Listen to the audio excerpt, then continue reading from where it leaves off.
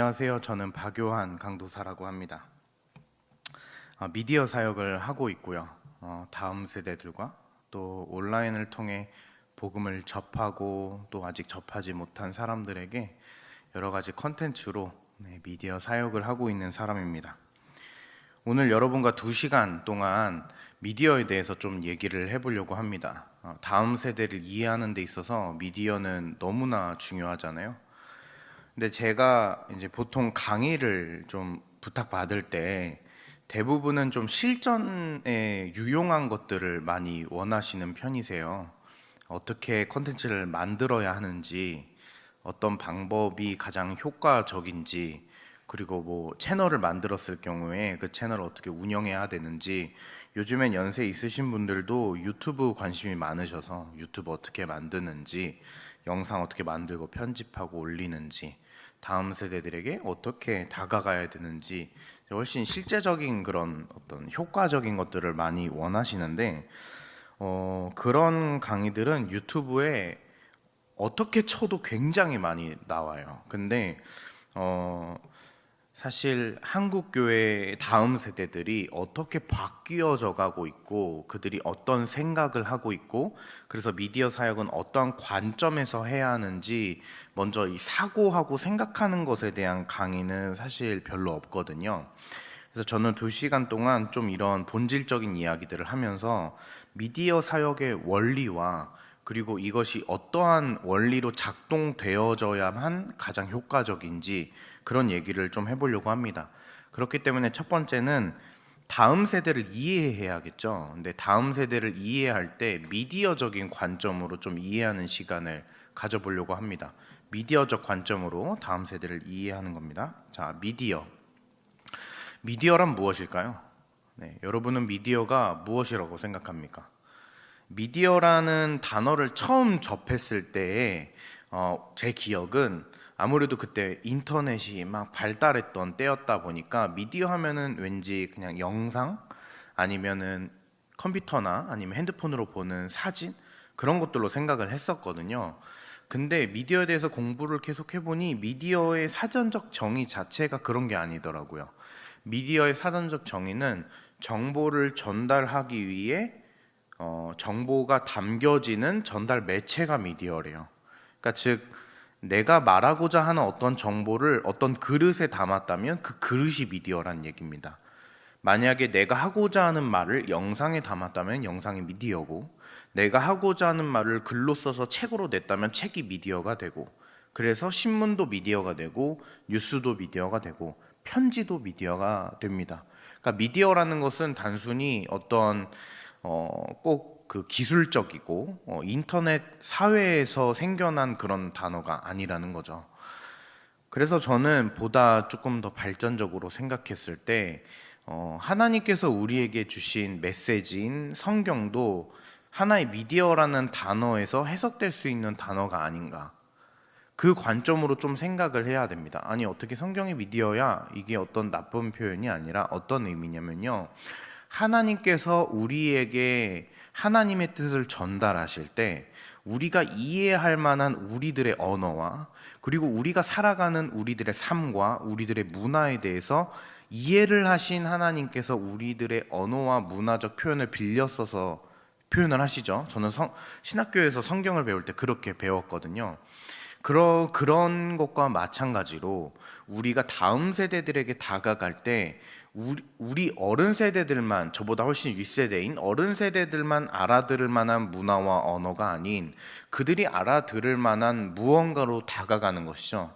그러니까 미디어라는 것은 1차적으로 전달하는 사람이 편리하게 전달을 해야겠지만 듣는 사람들이 알아들어야만 합니다. 그러다 보니 미디어는 듣는 사람들에 대해서 굉장히 많이 고민해야 되는 것이 기본적인 베이스예요. 일단 이것을 좀 중요하게 생각하면서 좀 살펴보려고 합니다. 자, 넘어갈게요.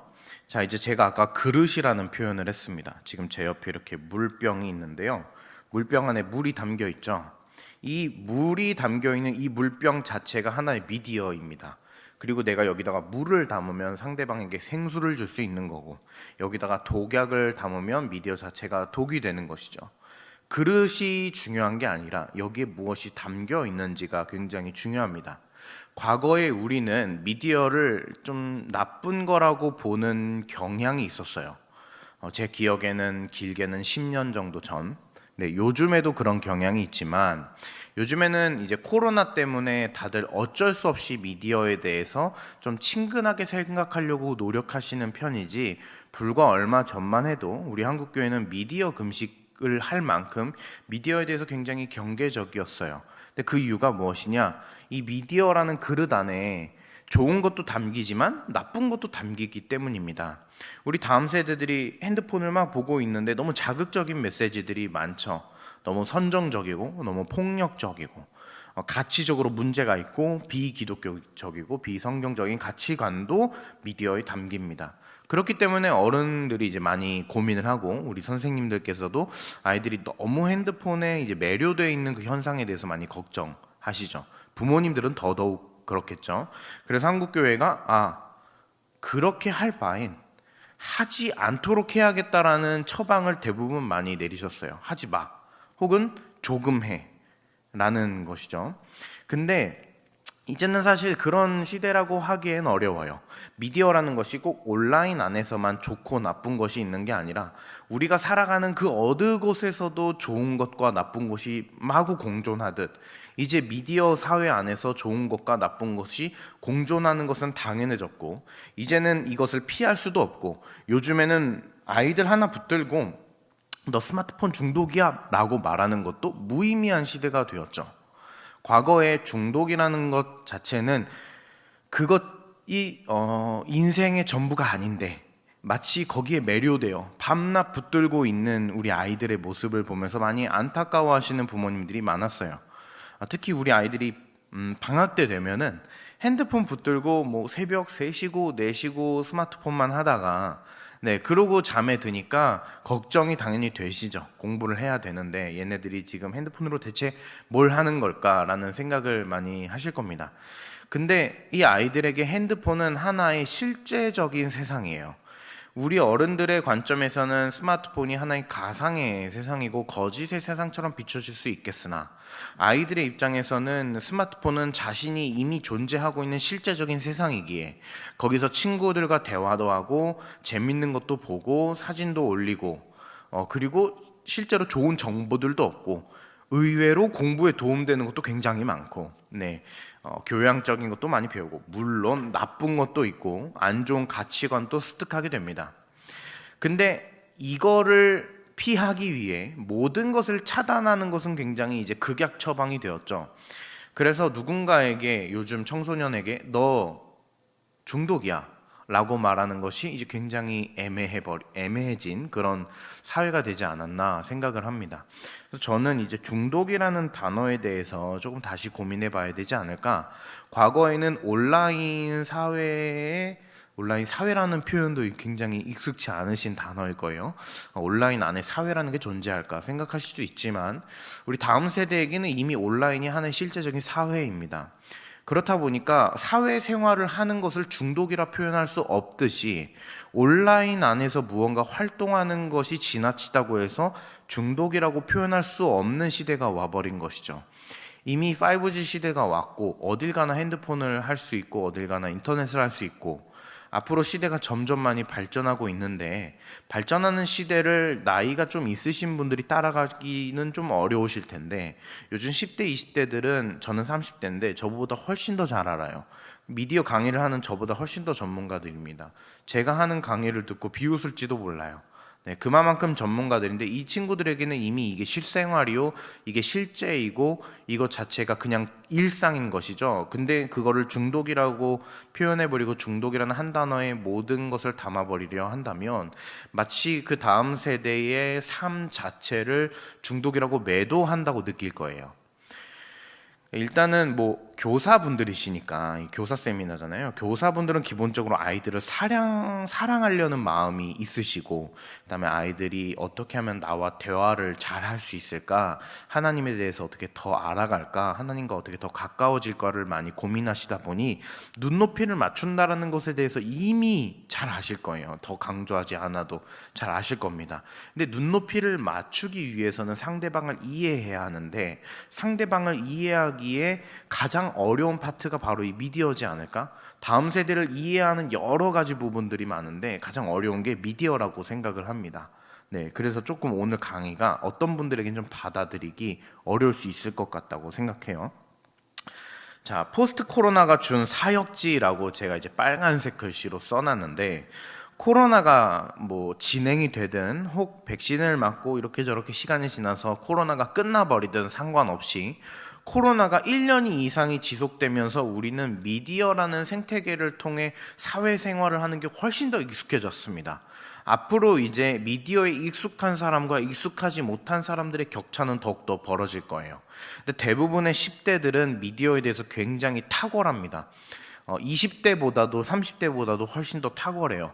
근데 40, 50대는 오죽하겠습니까? 너무 격차가 벌어지니 이 부분에 대해서 이해하지 못한다면 대화 자체가 어렵겠죠. 그래서 오늘 강의가 여러분이 조금이라도 좀 도움이 되었으면 좋겠습니다. 말씀 하나 읽어볼게요. 하나님께서 지으신 모든 것이 선함에 감사함으로 받으면 버릴 것이 없나니. 하나님이 지으신 모든 것이 선하다라는 것, 이게 어떤 의미냐면, 미디어라는 것은 저는 하나님께서 주신 선물이라고 믿고 있는 사람입니다.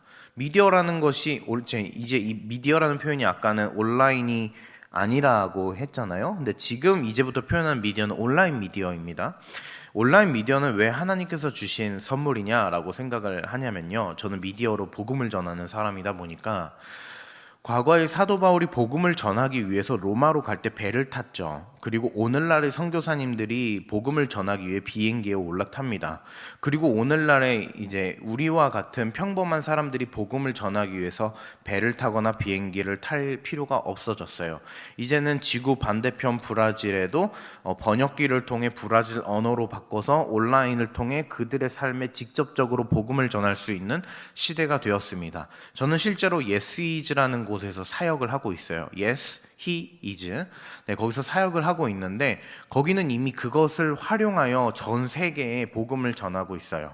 Yes Is를 통해 200개국이 복음을 이제 접하고 있고, 이미 한 380만 명 정도가 복음을 접해서 회심을 하고 컨텐츠를 통해 계속 신앙적인 양육을 받고 있는 시스템을 구축해 놨는데, 그런 걸 보면서 와, 정말 미디어가 양날의 검이구나.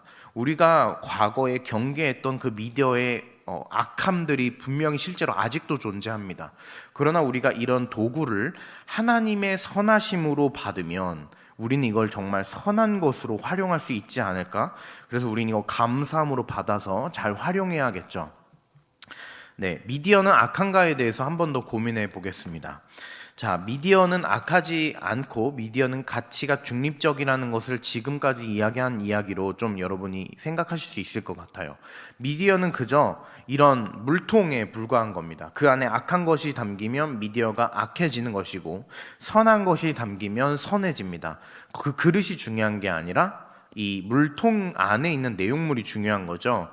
그러니 유튜브라고 가정을 했을 때 유튜브가 나쁜 게 아니라 유튜브 안에 어떤 영상이 들어있느냐, 그 영상을 만든 채널이 어떤 채널이냐, 그 채널을 만들고 영상을 만드는 그 유튜버가 어떤 사람이냐가 훨씬 더 중요하다는 얘기죠. 그러니 단순히 야, 요즘 유튜브 정말 나쁜 게 많아, 유튜브는 나쁜 거야 라고 가정하면 그냥 모순이라는 이야기입니다. 그게 뭐 페이스북이든 인스타그램이든 상관이 없습니다. 미디어라는 것은 원래 가치 중립적인데 거기에 무엇이 담기느냐가 중요하겠죠. 그렇다면 우리 다음 세대들에게 여기에 무엇이 담겨 있는지에 대해서 고민하도록 하는 것은 꽤 중요한 일입니다. 그러기에 우리가 미디어에 대해서 지배당하는가, 내가 미디어를 지배하고 있는가, 미디어는 그저 일상일 뿐인가에 대해서 좀 고민을 해야겠죠. 맨 밑에 있는 미디어는 일상일 뿐인가가 이게 대부분의 사람들의 모습인 것 같아요. 교회를 다니던 다니지 않던 그저 아침에 일어나서 핸드폰을 합니다. SNS를 좋아하는 친구들은 SNS를 할 거고요. 유튜브를 좋아하는 친구는 유튜브를 할 겁니다. 요즘 시대들 웹툰도 좋아하고 그다음에 뭐 T라이브 막 이것저것 V라이브 이것저것 정말 많이 봐요. 근데 그것을 볼 때 어떤 악한 것, 나쁜 것, 정말 기독교적으로도 나쁘지만 도덕적으로도 나쁜 게 있잖아요. 사회에서도 나쁜 거로 규정하는 것. 그런 것을 볼 수도 있는 것이죠. 아니면은 정말 선한 것을 볼 수도 있습니다. 무엇을 볼지는 잘 몰라요. 우리는 예측할 수도 없고 미리 정할 수도 없습니다. 그 슈퍼컴퓨터가 정해준 알고리즘에 의하여 그 아이가 선호하는 콘텐츠가 뜨기 마련이거든요. 그렇게 떴을 때, 아, 이것은 좋은 거야. 이거는 내 영혼에 좋지 않은 거야. 이거를 구별할 수 있는 눈이 있어야 하는데 대부분의 아이들에겐 이게 없습니다. 그렇다면 일단 어떻게 생각을 해야 되냐면 이 친구들이 내가 지배되고 있는가, 지배되고 있지 않은가에 대해서 좀 고민하도록 해야 돼요. 근데 보통 부모님들이나 선생님들은 1차적으로 가지고 있는 마음의 생각이 뭐냐면 다급함입니다. 다급함. 그래서 빨리 그것을 끊어내게 하고 싶어 하세요. 근데 문제는 뭐냐면 그걸 끊어내게 하면 그것 자체를 못하게 하는 것으로 인식해요. 그래서 그거 하지 마가 되어버리면 선생님과 더 이상 대화를 하려 하지 않습니다. 생각해보면 제가 청소년 때만 해도 SNS라는 것이 이렇진 않았지만 만약에 게임이라고 가정한다면 어른이 혹은 부모님이 선생님이 게임을 하지 마라고 하면 오히려 그분이 날 위해서 하는 이야기이지만 나는 저분이 저걸 하지 말라고 하는 거 보니 저분은 내 모든 것을 통제할 것 같아 라는 생각에 피해 다녔던 기억이 있어요. 그런 것처럼 일단 하지 마부터는 하시면 안 된다고 생각합니다. 하지 마가 아니라 조금씩 고민하게 해줘야 합니다. 일단은 여러분 유튜브를 핸드폰으로 딱 키면 그 유튜브에 나오는 영상들이 이제 알고리즘을 통해 추천된 영상들이다 보니 그 친구들이 선호하는 성향의 영상들이거든요. 그거를 괜찮다면 볼 수 있다면 좀 보면 좋을 것 같아요. 저는 이제 전도사 사역하면서 우리 다음 세대들 그 핸드폰 좀 친해지면은 핸드폰 하는 걸 볼 수 있으니까 옆에서 아 요즘엔 뭐가 재밌어? 이렇게 하면은 유튜브 딱 들어갔을 때 쓱쓱쓱 넘기면 여자애들은 아이돌 영상도 많이 보고 뷰티 영상도 정말 많이 봐요. 근데 간혹 너무 잔인하고 너무 비도덕적이고 매우 폭력적인 영상 위주로 보는 친구들이 있어요. 그런 것들이 뜹니다. 근데 이 친구 너무 얌전하고 너무 착한 친구거든요. 그러면은 이게 뭔가 원인이 있는 거예요. 그러면 대화를 할 수 있는 거죠. 너 이런 거 좋아해? 아, 이건 좀 재밌지 않아? 실제로 그것에 대해서 칭찬을 해야 돼요. 와, 이거는 진짜 스릴이 넘쳤었어. 나도 예전에 봤었는데. 그런 거 재밌지.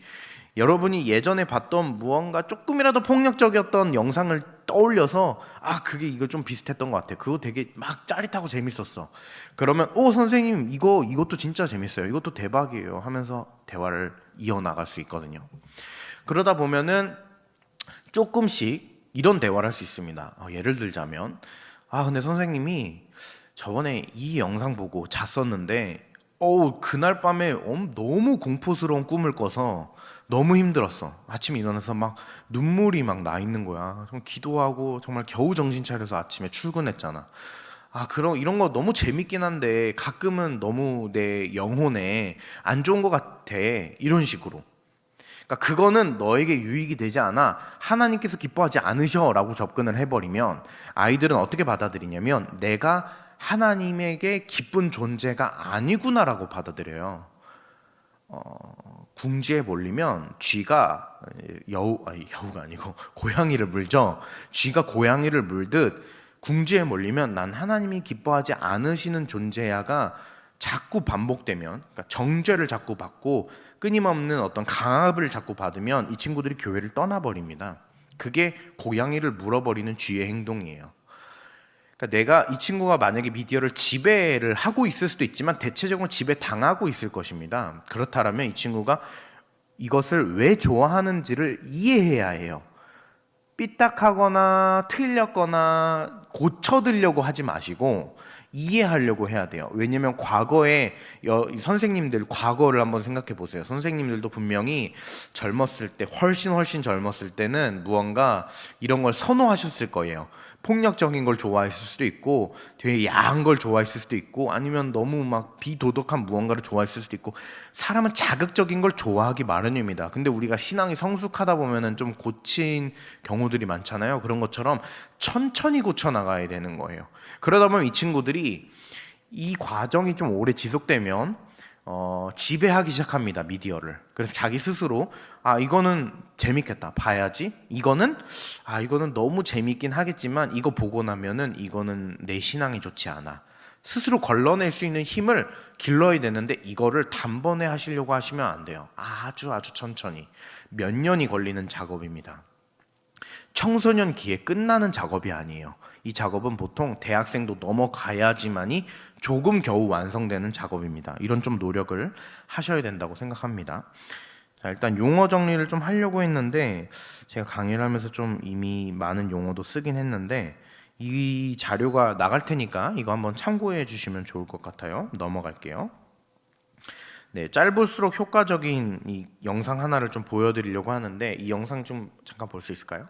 김치찌개 제일 중요한 게 뭘까? 사람들이 대부분 김치찌개를 먹을 때 뭘 제일 많이 집어서 먹냐면 이 녀석이지. 돼지고기가 김치찌개의 주인공 같은 역할을 하는 것 같지만 사실 김치찌개 제일 중요한 것은 역시 이 김치야.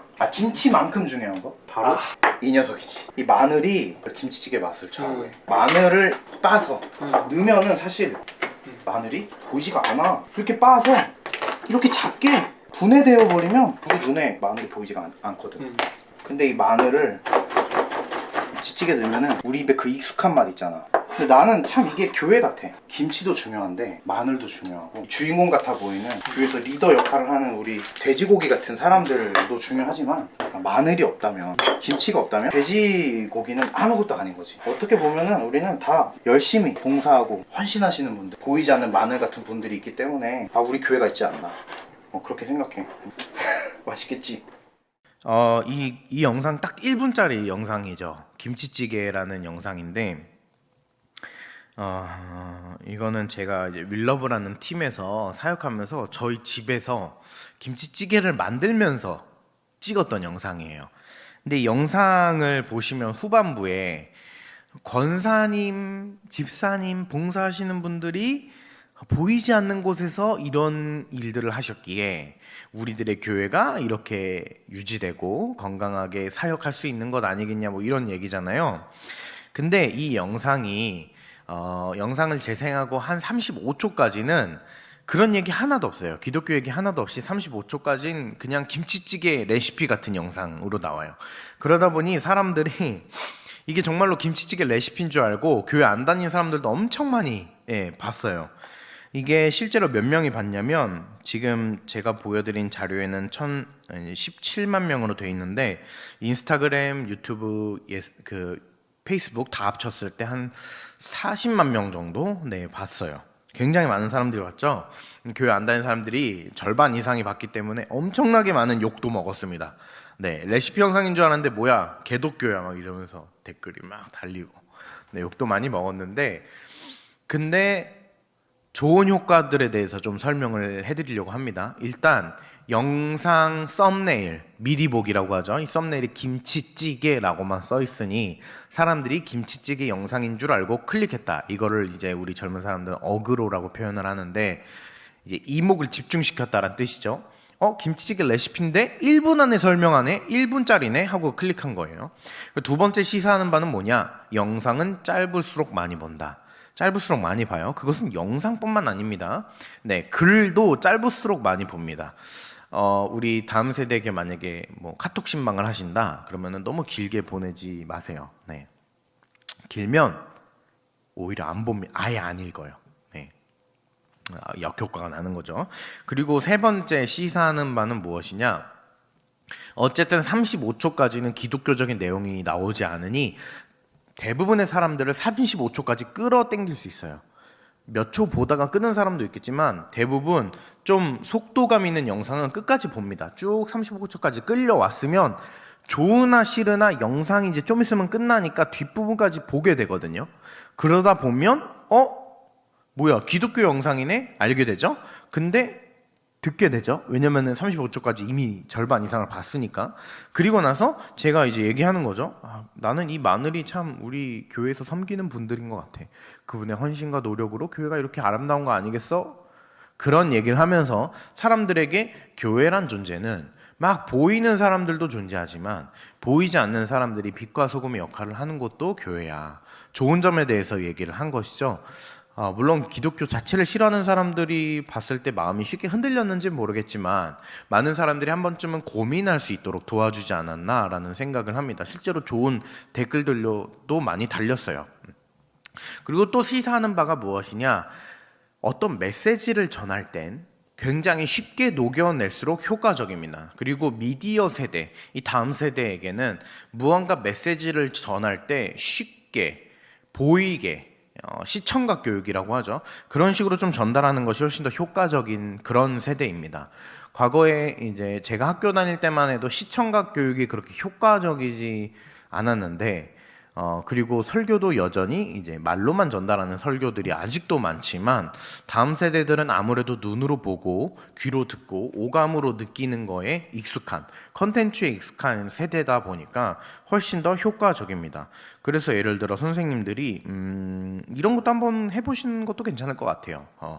무언가 아이에게 좋은 이야기를 해주고 싶은데 우리 학생에게 카톡으로 장문으로 보내는 것보다는 영상으로 찍어서 한번 전송해 보세요. 그런 것도 시도해 볼 만합니다. 네, 이런 것도 우리가 좀 고민해 봐야 할 문제입니다. 자, 통계치를 한번 볼게요. 자, 이거는 한국지능정보사회진흥원에서 나온 자료입니다. 좀 신뢰할 만한 자료인데 우리나라 1984만 가구 중에 1980만 가구가 인터넷 접속이 가능하대요. 99.7%. 이젠 0.3%를 제외한 모든 가정에서 인터넷이 가능한 시대입니다. 너무 당연한 소리죠. 네, 넘어가 볼게요. 자, 인스턴트 메신저 이용률. 인스턴트 메신저 이제 뭐 SNS라고 생각하시면 됩니다. 소셜 네트워크 서비스 안에 이 카톡도 들어가요. 그래서 여러분 나는 SNS 안 해라고 하시는 분들도 많을 수 있는데 카카오톡을 하신다면 SNS를 하시는 거예요.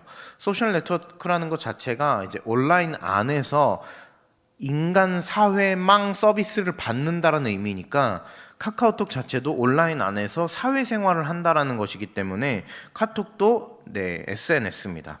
그렇게 따지고 봤을 땐 97.1%라는 어마어마하게 많은 사람들이 네, SNS를 사용하고 있습니다. 연령별 인터넷 이용률을 보면 네, 일단 10대 한번 보세요. 10대는 100%의 네, 아이들이 인터넷을 당연히 사용하고 있습니다. 이제는 50대, 60대도 그 숫자가 어마어마하게 높아졌죠. 당연하죠. 이제 어른들도 스마트폰을 사용하니까요. 근데 이 통계치가 좀 하나의 페이크라고 하죠. 속임수? 그러니까 뭔가 우리가 놓치게 만드는 부분이 있는데, 이제는 인터넷 사회가 도래했으니 누구나 다 인터넷을 써. 야, 너도 유튜브 하니? 나도 유튜브를 해. 나도 미디어에 대해서 이제 잘 알아. 요 얘기는 아니에요. 이건 좀 다른 개념입니다. 같은 유튜브를 하지만 10대들의 유튜브와 나의 유튜브는 달라요. 네. 이 친구들이 보는 영상과 나의 영상은 달라요. 이것에 대해서는 이제 오늘 강의 중에 충분히 다 설명이 될 것 같습니다. 자, 다음. 주 이용 SNS 서비스. 페이스북 60%, 인스타그램 52%. 아직은 페이스북이 많은데 페이스북이 요즘 다시 중학생들이 많이 하죠. 그리고 인스타그램은 이제 좀 20, 30대가 좀 많이 합니다. 과거 인스타그램을 10대들이 많이 했거든요. 불과 한 2년 전, 3년 전에. 근데 이 친구들이 다 대학생이 되었어요. 네. 그렇다 보니까 인스타그램이 이제 다시 나이가 먹어져 가고 있고, 페이스북은 불과 또 2, 3년 전만 해도 이제 페이스북에 3, 40대밖에 안 남았어 라고 말했는데, 페이스북이 그 사이에 또 중학생들이 초등학생에서 중학생 되면서 또 엄청나게 많은 양이 페이스북으로 다시 유입됐는데 그 이유가 무엇이냐? 페이스북 안에는 페이스북 메신저, 페메가 있기 때문이에요. 페메가 카톡보다도 훨씬 더 효과적으로 다음 세대들에게 적합한 메신저입니다. 카톡 같은 경우에는 이게 왜 그런지 좀 짚고 넘어갈게요. 네, 이 통계치랑은 상관없는 내용이지만 말 나온 김에 좀 짚고 넘어가겠습니다. 왜 우리 어른 세대나 좀 청년 세대들까지는 카톡을 좋아하는데 왜 우리 10대들은 페메를 좋아하느냐? 이거에 대해서 좀 여러 가지 이 난제들이 있을 거예요. 이해가 안 되는 부분들. 저 같은 경우에도 페메를 좀 써보면 우리 아이들과 대화하기 위해서 써보면 여간 불편한 게 아니에요. 근데 이들이 왜 좀 이걸 편하다고 생각하냐? 첫 번째는 프라이빗이라고 생각해요. 좀 뭐랄까 어른들이 없는 공간, 네, 우리 부모님이 없는 공간, 우리 아이들만 있는, 우리 친구들만 있는 공간. 그도 그런 게 카카오톡은 내 핸드폰에 저장되어 있는 모든 사람들이 다 자동으로 주소록에 들어오죠. 그래서 엄마 아빠뿐만 아니라 할머니, 할아버지, 삼촌, 고모, 이모까지 다 들어오고 교회 선생님, 목사님, 전도사님 다 들어옵니다. 물론 그분들과 대화를 안 하면 그만이지만 이 공간 자체가 나만의, 내 친구들만의 놀이터라는 느낌이 아니라 이거는 굉장히 그 공식적이고 오피셜한 뭔가 좀 그냥 사회, 이게 말 그대로 그냥 우리들의 세상이 아니라 어른들과 공존하는 세상처럼 느껴지는 거예요, 카톡은. 근데 페이맨은 나와 페이스북으로 친구를 맺은 사람들만 들어옵니다.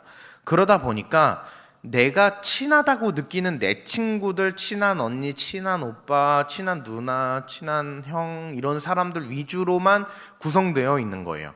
그러다 보니까 훨씬 그냥 목록만 봐도 굉장히 친근하고 사람들 이름만 쭉 나열된 것만 봐도 왠지 내 놀이터 같은 느낌이 들고, 또 마음에 안 들면 그냥 지워버리면 그만이고 사람들 차단하면 그만이고, 또 좋은 기능이 이 친구가 지금 패매를 하고 있는지 없는지에 대해서 떠요. 카톡은 보내놓고 기다려야 됩니다. 네, 보내놓고 기다려야 돼요. 답이 오나 안 오나. 그래서 카톡 같은 경우에는 정보 전달에 탁월합니다. 일단 내가 너한테 이 얘기를 하고 싶어하고 메시지를 보내놓으면 그 사람이 그걸 읽고 그 답을 해주는 거죠. 막 킥킥킥거리고 노는 그런 놀이터라기보다는 카톡은 아이들이 보기에는 정보를 전달받는 이메일 같은 느낌에 조금 더 가깝다고 느끼는 것 같아요. 그래서 어른들이 예를 들어 회사 업무를 보실 때도 카톡으로 무언가 보고를 딱 보내면 윗사람이 한참 나중에 읽어서 오케이 알았어 이러고 끝나는 그런 느낌이라면, 패매는 내가 당장 심심하고 내 친구랑 놀고 싶은데 보니까 지금 뭐 예를 들어 뭐 친구 길동이가 로그인 해 있네, 그게 떠 있는 거예요. 그러면 야 라고 보내면 바로 왜? 라고 답이 와요. 그럼 바로 티키타카라고 하죠. 대화가 가능한 거죠. 그러니까 이것 자체가 카톡과 패매의 성질이 다른 것이죠. 패매는 굉장히 속도감 있고, 그리고 상대방과 대화할 때 좀 나와 관계가 깊은 사람들 위주로 걸러낼 수 있도록 시스템화 되어 있기 때문에 조금 더 편리하다고 느끼는 것 같습니다. 이것 이외에도 여러 가지 좋은 점들이 있는데 이거 두 가지만 얘기를 해도 충분히 좀 이해가 되실 거라고 생각을 합니다. 자, 넘어갈게요. 한 가지 팁을 더 드리자면 패매를 해보시는 것도 좀 좋을 것 같아요. 분명히 익숙치는 않으실 텐데 해보시는 것도 괜찮을 것 같아요. 네, 그렇게 해서 누군가 한 명이라도 더 소통할 수 있다면. 보통 선생님들 카톡을 애들이 안 읽죠? 안 읽거나 읽씹은 안 하는데, 읽고 씻진 않는데 영원히 일이 없어지지 않는, 네, 그런 호소를 하시는 선생님들이 정말 많거든요. 네, 카톡을 정말 사랑을 가득 담아서 보내는데 안 읽어. 그게 왜 그러냐면 읽으면 책임을 져야 되기 때문에 안 읽어요. 읽으면 대답을 해야 되잖아요. 잔소리면 반응을 해야 되잖아요. 혼나는 메시지면 혼나야 되는 거잖아요. 근데 안 읽으면 책임이 없는 거죠. 일단은 보내셨었어요? 바빠서 몰랐어요. 이러면 그만이거든요. 근데 패매는 그렇진 않아요. 그래서 패매 한번 해보시는 것도 괜찮을 것 같아요. 네, 좀 싫어할 수도 있습니다. 나만의 프라이빗한 공간에 선생님이 들어와 버렸어, 이런 느낌일 수도 있으니까요. 네, 넘어갈게요. SNS 이용하는 이유, 친교와 교제를 위해서가 75%죠. 그리고 타인의 게시한 컨텐츠를 살펴보기 위해서가 50%입니다. 네, 이걸 보면 이제 우리가 이런 생각을 할 수가 있어요. SNS를 보면 자존감도 낮아지고 상대방의 그 조작되어 있는 인생을 보며 좀 자존감이 낮아지는 어떤 상대적 박탈감을 느끼기 때문에 SNS를 하지 마 라고 말하기도 하지만, 또 일각에서는 SNS를 통해 신선한 자극을 받기도 하고 사람들이 끊임없이 도전을 받기도 하고 서로 상호작용하면서 세상이 발전하게 한다라고 말하는 사람들도 있습니다. 장단점이 있겠죠.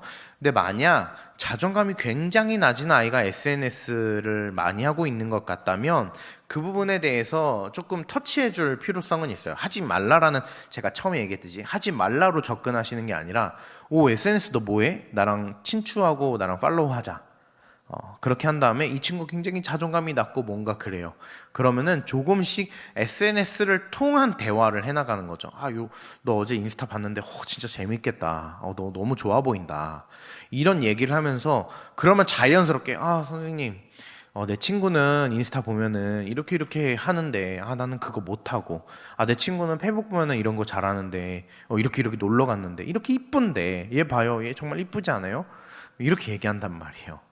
그렇게 마음을 열면 그다음부터는, 야, 이거 솔직히 이거 보면 너만 손해 아니야? 그냥 팔로우 취소해버려. 자꾸 보면 너 마음만 안 좋아져. 그런 식으로 하는 거죠. 네, 하지 마. 그거 자체를 하지 마가 아니라 스스로 통제할 수 있게 도와주는 겁니다. 너 자꾸 이렇게 너보다 훨씬 이쁜 언니 사진 보면서 자꾸 그렇게 박탈감 느끼면, 야, 너만 기분 안 좋은 거야. 왜 그래? 하나님께서는 너의 중심을 보시는데 굳이 그렇게 느낄 필요 없잖아? 그냥 팔로우 취소해버려. 그럼 그럴까요? 이러면 취소해버리고 이렇게 되는 거죠. 네, 이게 지금 교과서 같은 내용일 수 있지만, 네, 실제로도 가능한 얘기입니다. 네, 실제 사례들이 있고 조금 오래 걸린다 생각하시면 좋을 것 같아요. 자, 동영상 서비스 이용률, 당연히 유튜브가 1등이죠. 네, 그리고 뭐 네이버, 넷플릭스 뭐 이렇게 쭈루룩 쭉쭉쭉쭉 이어져 있는데, 어쨌든 이제 이 대망의 동영상 시대에 우리가 살고 있어요. 또 앞으로 어떻게 바뀔지는 모르겠습니다. 제가 앞으로 어떻게 바뀔지에 대해서도 다음 강의 때 엄청 미래적인 얘기까지도 좀 포함해서 말씀드릴 거예요. 근데 지금은 어쨌든 영상 시대죠. 그래서 지금 뭐 제 주변에 많은 선생님들이나 사역자들이 영상을 어떻게 기획합니까? 영상을 어떻게 만듭니까에 대해서 많이 고민을 하시는데, 제가 이 강의를 준비한 이유는 어떻게가 아니라 무엇을 만들까에 대해서 고민해야 된다. 테크닉이 아니라 담긴 내용에 대해서 고민을 해야 된다. 그러면 그 내용을 어떤 내용을 담아야 되느냐를 무엇으로 고민해야 되냐? 다음 세대를 이해하는 것으로 먼저 고민하지 않으면 어떤 영상을 만들든지 간에 그건 잔소리가 될 것이고, 어떤 영상을 만들든지 간에 그것은 친구들이 보지 않게 된다. 네, 그런 얘기를 꼭 하고 싶어요. 네, 넘어가겠습니다. 영상이 굉장히 중요하다는 얘기예요. 인터넷 뱅킹, 인터넷 쇼핑 이제 많이 사용하고 있다. 이제 이거는 뭐 근데 선생님들도 많이 사용하시죠. 이제는 만약에 사용하시지 않는다면 조금 내가 뒤처지는구나 이렇게 생각하셔도 좋을 것 같아요. 네, 앞으로 이제 그런 사회가 더 많아질 겁니다. 넘어갈게요. 자, 유튜브 알고리즘과 빅데이터, 이거는 지금 제 알고리즘을 제가 직접 가지고 왔습니다. 보면은 이제 주제들이 나누어져 있는데, 이게 알고리즘이라는 게 무엇이냐면, 제가 아까 전에 그 단어 설명을 첨부해 드렸었잖아요. 알고리즘은 슈퍼컴퓨터가 한 명의 데이터베이스, 데이터를 다 분석해서 제가 좋아하는 영상을 계속 선별해서 추천해 주는 겁니다. 알고리즘이라는 것이 그런 어떤 수학적 공식을 통칭하는 말인데, 예를 들어 제가 동남아 여행을 가는 브이로그 영상을 봤다고 쳐요. 그러면 슈퍼컴퓨터가 분석을 합니다. 박요한은 여행에 관심이 있구나. 박요한은 브이로그에 관심이 있구나. 브이로그가 뭔지 아시죠? 네, 브이로그에 관심이 있구나. 이 영상을 보니 남자 3명이, 친구 3명이 놀러 갔네. 박요한은 남자 3명이 놀러 간 영상들을 좋아하는구나. 혹은 박요한은 놀러 다니는 영상을 보고 싶어 하는구나. 혹은 박요한은 일단 여자 영상보단 남자들이 있는 영상을 좋아하는구나. 이런 식으로 분석을 해요. 그 다음에 제가 또 무슨 영상을 보겠죠? 예를 들어 제가 요리 영상을 봤습니다. 그러면 얘는 삼겹살을 좋아하는구나. 근데 이것도 또 놀러 간 영상이네. 그리고 이것도 또 브이로그네. 그러면 이제 좁아지죠. 제가 좋아하는 것들이 무엇인지. 그러면 그런 류의 영상들을 추천해 주는 거예요. 너 이거 한번 봐봐. 썸네일을 띄워주는 거죠. 미리 보기를. 근데 제가 만약에 그걸 클릭을 안 했어요. 그러면 이거는 조금은 끌리지 않는구나 넘어가고, 이걸 클릭했어요. 이런 것들을 좋아해? 그러면 이건 어때? 이렇게 추천해주는 방식이에요. 그러다 보니까 사실 뭐 학생과 너 뭐 좋아해? 너 어떤 거에 관심 있어? 너 꿈이 뭐야? 뭐 Q&A 하고 뭐 스무고개 하는 그런 것보다 가장 효과적인 건 그냥 조금 친해진 다음에 핸드폰에 유튜브 키면 이 친구가 뭐 좋아하는지 다 나와요. 그걸 유튜브가 분석해 놨어요. 이 친구 스스로보다 이 친구를 더 잘하는 게 유튜브 알고리즘이에요. 유튜브 슈퍼컴퓨터가 뭘 좋아하는지를. 그럼 저는 제 거 보시면 뭔지 아시겠죠? 저는 일단 저 아무래도 컨텐츠 하는 사람이다 보니까 촬영 영상도 많이 보고 장비 영상도 많이 보고 편집 영상도 많이 보니까 기술 주제의 컨텐츠들이 떠 있죠. 그리고 저는 동물 영상을 좀 좋아해요. 강아지, 고양이, 뭐 동물농장, 뭐 내셔널 지오그래픽, 뭐 이런 바다, 뭐 이런 영상들을 좋아해서 그런 거를 자꾸 보여주는 거예요. 그럼 저는 제가 좋아하니까 자꾸 클릭하게 되거든요. 그래서 계속 띄워주는 겁니다. 자, 그 다음에 밑에 보면은 요리 나와 있죠. 제가 취미가 요리거든요. 아까 김치찌개 영상 보셨죠? 그러다 보니까 요리 영상을 저도 모르게 계속 클릭하는 거예요. 그러니까 이제 이런 식으로 띄워주는 겁니다. 한 번쯤 시도해 보셔도 좋을 것 같아요. 우리 다음 세대들 그 스마트폰의 알고리즘을 한번 보시는 것도, 보여줄진 사람마다 조금 다릅니다. 아이들마다 다른데, 이건 지금 컴퓨터 스크린샷이고요. 핸드폰은 이렇게 좀 많이 넘기면서 한 20개 정도의 미리 보기를 보셔야 돼요. 그럼 이 친구가 게임을 좋아하는데 무슨 게임 영상을 보는지, 이 친구가 뷰티 유튜버를 좋아하는데 어떤 뷰티 유튜버를 좋아하는지, 그 뷰티 유튜버가 어떤 사람인지, 어떤 성향이 있는지, 그런 거 다 알 수 있습니다. 이 친구가 일주일에 전도사님, 목사님 설교 1시간밖에 안 듣지만 유튜브 영상은 1시간 넘게 봐요. 어떤 사람에게 더 영향을 많이 받겠습니까? 신앙적 영향을 더 많이 받을까요? 컨텐츠 영향을 더 많이 받을까요? 그러니 지금은 정말로 대망의 컨텐츠 시대이고, 이 컨텐츠를 아는 선생님들이 아이들과 더 많은 소통을 할 수 있고, 이 아이들의 영적인 어떤 돌보미로서, 또 영적인 어떤 표현을 써야 되죠? 네, 그런 케어하는 사람으로서 훨씬 더 효과적인 어떤 사역을 많이 할 수 있을 거라 생각을 합니다. 자, 인스타그램도 마찬가지예요. 네, 인스타그램은 넘어갈게요. 자, 이 말씀 아까 읽었던 말씀인데요. 이제 조금 다르게 보이시나요? 네. 만약에 아직도 다르게 보이시지 않는다면 또 계속 얘기를 해보겠습니다. 잠깐만요. 이게 PPT가 여기까지였나요? 여기까지 맞아요. 네네. 여기 제가 여기 뒷부분을 다른 PPT에다 붙였네. 그쵸? 네네. 그러면 제가 여기까지, 근데 마무리 멘트를 좀 하고, 네, 잘라 붙여주세요. 네, 그러면 제가 말씀을 다시 읽으면서 붙여주세요. 자, 그럼 말씀을 다시 한번 읽어보겠습니다.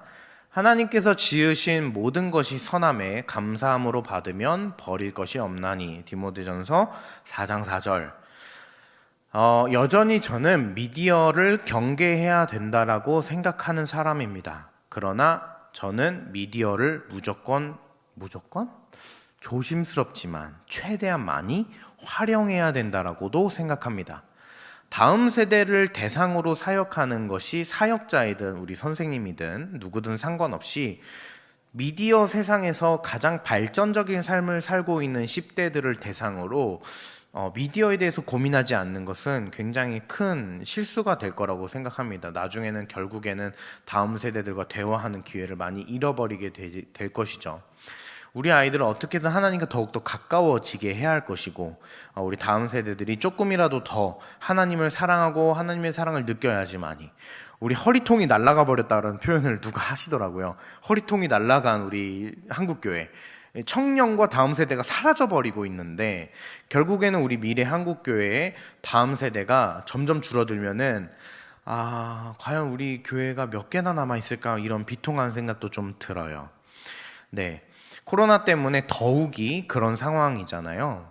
그러다 보니 저는 미디어의 악한 부분들을 우리가 잘 분별하면서 미디어를 잘 활용할 수 있는 그런 관점들을 가져야 되지 않을까라는 생각을 하게 됩니다. 그러니 이제 제가 맨 처음에 여러분께 제시했던 이 고민을 다시 한번 하면서 마무리 지어 보려고 합니다. 자, 여러분, 미디어는 악하다고 생각하십니까? 네. 미디어는 정보를 전달하는 매개체입니다. 그 정보가 악한 정보라면 미디어는 악해질 것이고, 그 정보가 선하다면 미디어는 선해질 것입니다. 그렇다면 여러분은 미디어에 선한 것을 담겠습니까? 악한 것을 담으시겠습니까? 당연히 선한 것을 담아야겠죠. 그렇다면 우리 다음 세대는 미디어에 담겨져 있는 선한 것의 영향을 받기 원하십니까? 악한 것의 영향을 받기 원하십니까? 당연히 선한 것이겠죠. 그렇다면 여러분들은 우리 다음 세대가 어떠한 미디어를 보고 있고 어떠한 미디어의 영향을 받는가를 먼저 아셔야 합니다. 근데 그것에 접근하기 전에 미디어에 대해서 먼저 보수적이고 굉장히 강경한 태도를 먼저 취해 버리신다면 우리 다음 세대는 우리 선생님들과의 대화를 끊어버릴 확률이 높습니다. 부탁컨대 괜찮으시다면 유튜브를 여러분 선생님들이 많이 보는 영상을 보지 마시고, 아마 이미 선생님들 유튜브에 들어가면 선생님들이 선호하시는 영상의 알고리즘이 많을 거예요. 근데 그거 보지 마시고 아이들이 많이 보는 영상들을 한번 봐보세요. 근데 이게 100이면 100 보시면 더 혼란스러우실 거고 보시면 더 걱정이 많이 되실 거예요. 어머, 이런 걸 본다고? 막 이렇게 생각이 드실 수도 있어요. 웹드도 한번 봐보시고, 웹드라마, 네, 그냥 유튜브에 웹드라마 한번 쳐보세요. 그러면 아이들이 좋아하는 웹드라마 정말 많아요. 근데 이게 웹드도 이제 10대들이 많이 보는 문화에서 조금 20대로 옮겨져 가고 있는 추세긴 한데, 그래도 고등학생은 아직 웹드 많이 보거든요. 웹드도 한번 보시고, 그 다음에 웹툰도 한번 보세요. 네이버 웹툰 들어가면 만화가 정말 많은데 요일별로 1, 2등 컨텐츠는 보시면 대화가 돼요. 저 같은 경우에도 설교할 때 웹툰을 예화로 들면 졸던 애도 깨요. 갑자기 떠들던 애도 막 쳐다보고 설교를 갑자기 들어요. 막 깔깔깔 웃고 막 그래요. 반응을 해요. 너무 재밌어요, 설교를 하다 보면은. 네, 그래서 그런 것도 좀 한번 해보시는 게 어떨까 생각을 합니다. 분명히 그 안은요, 안 좋은 가치관들도 담겨 있습니다. 그래서 선생님들 눈에는 그게 훨씬 더 크게 보일 거예요. 근데 아이들도요, 안 좋은 건 그게 안 좋은 거라는 걸 알아요. 그래서 먼저, 야, 그거 진짜 재밌더라. 아, 그거 너무 좋더라. 그러면 이 친구가 막 먼저 술술술 얘기하게 될 거예요. 아, 진짜 그거 거기서 나오는 주인공이 어쩌고저쩌고 이게 뭐저쩌고 얘기하면은, 아, 그래, 맞아 하면서 그때 뭔가 얘기하고 싶으시겠지만 넘어가세요. 그리고 나서 그 다음번에 또 무언가가 대화를 할 기회가 있다면 또 콘텐츠를 가지고 또 대화를 해요. 근데 요즘에 유튜버 누구누구 알아? 그러면, 아, 선생님 그거 당연히 알죠. 그러면, 아, 나는 근데 그게 조금 이렇게 좀 그렇더라. 그러면 이 친구가, 아, 선생님 근데 저는 또 다르게 생각해요. 이런 식으로 조금 토론도 할 수 있고. 그러니까 마냥 너의 생각이 틀렸어로 접근하시면 안 돼요. 이게 왜 중요하냐면 이제 다음 강의 때는 제가 포스트 모더니즘에 대해서 좀 얘기를 하려고 하는데, 기독교는 이 정보와 메시지를 전할 때 정답을 먼저 주는 것에 익숙한, 네, 그런 문화를 이미 갖고 있다 보니까 선생님들 문화도 그래요. 그거는 아니야, 그건 위험해, 그건 좋지 않아, 그거는 성경적이지 않아, 이럴 확률이 높은데 기독교의 특징이거든요. 근데 다음 세대들이 살고 있는 포스트 모더니즘 문화는 그런 태도를 가장 싫어해요. 그런 태도를 취하면 그 사람과 관계를 끊는 경향이 굉장히 큽니다. 그래서 다음 강에는 좀 그 부분에 대해서 좀 고려를 하려고 합니다. 자, 1강에서 여러분이 가져가야 할 중요한 메시지. 자, 미디어는 도구다. 도구 안엔 악한 것과 선한 것이 담긴다. 우리 다음 세대가 미디어를 분별할 수 있도록 도와야 한다. 근데 도우려면 먼저 우리가 미디어를 알아야 한다. 미디어를 알기 위해서는 먼저 우리가 열린 태도로 이해해야 한다. 이해하고 나서 다음 세대에게 대할 때 뭔가 강압적이거나 뭔가 배척하는 듯한 태도가 아닌 수용하고 이해하고 받아들이고 마치 나도 재밌는 것 같은, 나도 그게 너무 좋은 것 같은 태도로 먼저 다가가라. 이게 전략적일 수 있지만요, 이게 사실 실제로도 정말 재밌어요, 콘텐츠들이. 그리고 나서 내가 정말 마음으로 재밌어 해야만 그 친구들도 그걸 느껴요. 선생님도 진짜 재밌어 하는구나. 그럼 막 신나서 얘기를 한단 말이죠. 그렇게 대화를 해나가다 보면 천천히 선생님들이 조금씩 그 친구들을 가이드해 줄 수 있을 거예요. 야, 거기서 나오는 이런 멘트 있잖아, 이거 사실 되게 좋은 멘트는 아니야. 그 내용에 대해서 나는 이렇게 생각해. 너네들 어떻게 생각해? 아, 그거 그렇게 생각할 수 있겠네요가 가능해지는 거죠. 이건 실제로 가능한 거예요. 네, 그런 데까지 좀 노력을 해보는 게 어떨까? 오늘부터 이 강의 들으시고 좀 그런 부분에서 좀 고민이 되신다면 꼭 시도해 보셨으면 좋겠습니다. 제 1강은 여기서 마치도록 하겠습니다. 네, 감사합니다.